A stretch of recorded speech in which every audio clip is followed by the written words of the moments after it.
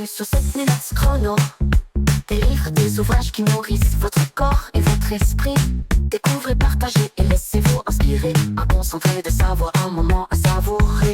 Cette minute chrono, c'est la curiosité en partage. Un podcast essentiel pour éclairer votre voyage. Restez connectés, restez éveillés, car ici la connaissance se transforme en liberté. Salut à toi, explorateur et exploratrice du savoir. Bienvenue dans ce nouvel épisode de 7 minutes chrono. Aujourd'hui, on va déconstruire un gros mythe sur le règne animal. Tu penses que les mâles dominent la nature, que les femelles sont faibles, soumises et juste là pour faire des bébés?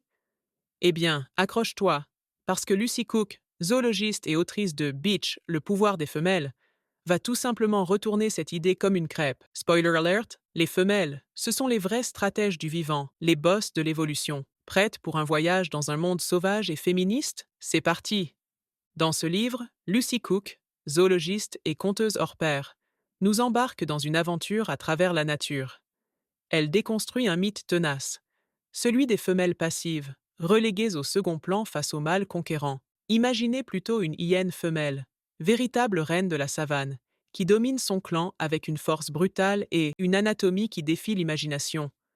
Ou encore une araignée veuve noire, qui transforme ses partenaires en casse-croûte post-amour. Avec un humour mordant, Cook révèle comment ces femelles puissantes ont été ignorées par des scientifiques, souvent des hommes, aveuglés par leurs propres biais. Ça me rappelle une fois où j'ai essayé d'expliquer à mon chat qu'il n'était pas le roi de la maison. Spoiler, il n'a pas écouté. Mais sérieusement, en lisant ce livre, j'ai réalisé à quel point nos idées sur la domination viennent parfois de vieilles histoires mal racontées. Et vous êtes-vous déjà demandé pourquoi on admire toujours le lion plutôt que la lionne qui fait tout le boulot? Eh bien, Lucy Cook nous explique que la nature est bien plus féministe qu'on ne le croit.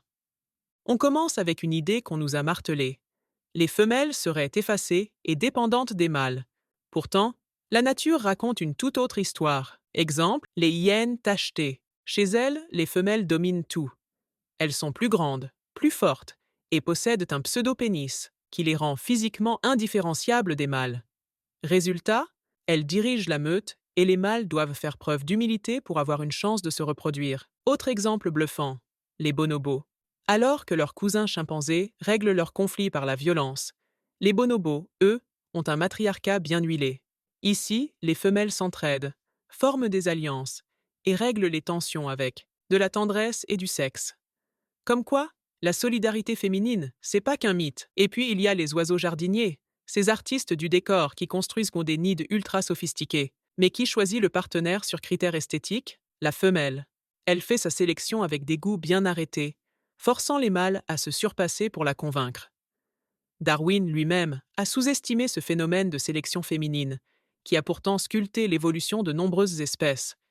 Et puis, tiens-toi bien, certaines femelles réécrivent carrément les règles. Les orques ménopausées, par exemple, deviennent les boss de leur clan, et sans elles, les mâles galèrent à survivre. Ou encore, les albatros lesbiennes, qui se passent des mecs pour élever leurs gosses comme des pros.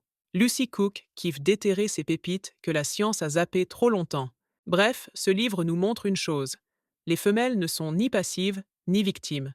Elles manipulent, dirigent, choisissent, et souvent, ce sont elles qui ont le dernier mot. Alors, qu'est-ce qu'on retient de tout ça? Déjà que la vision cliché de la nature patriarcale, c'est une invention humaine, pas une réalité biologique.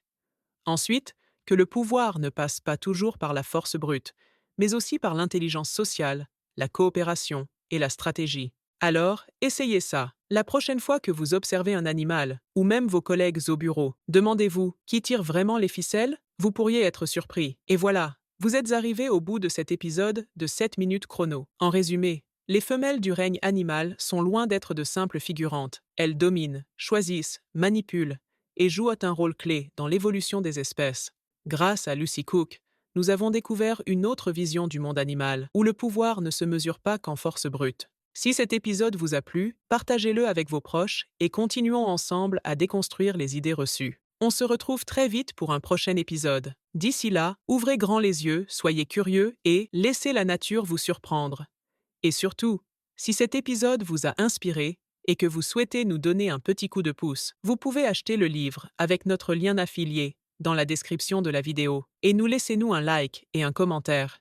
Et bien sûr, partagez et abonnez-vous pour ne rien manquer. Un grand merci à Lucy Cook pour son ouvrage fascinant Beach, le pouvoir des femelles. Plongez-y sans hésiter pour explorer encore plus de récits étonnants sur les stratèges du règne animal. Allez, ciao et à bientôt pour un nouvel épisode de 7 minutes chrono. Bienvenue sur 7 minutes chrono. Des livres, des ouvrages qui nourrissent votre corps et votre esprit. Découvrez, partagez et laissez-vous inspirer. Un concentré de savoir, un moment à savourer. 7 minutes chrono, c'est la curiosité en partage. Un podcast essentiel pour éclairer votre voyage. Restez connectés, restez éveillés, par ici la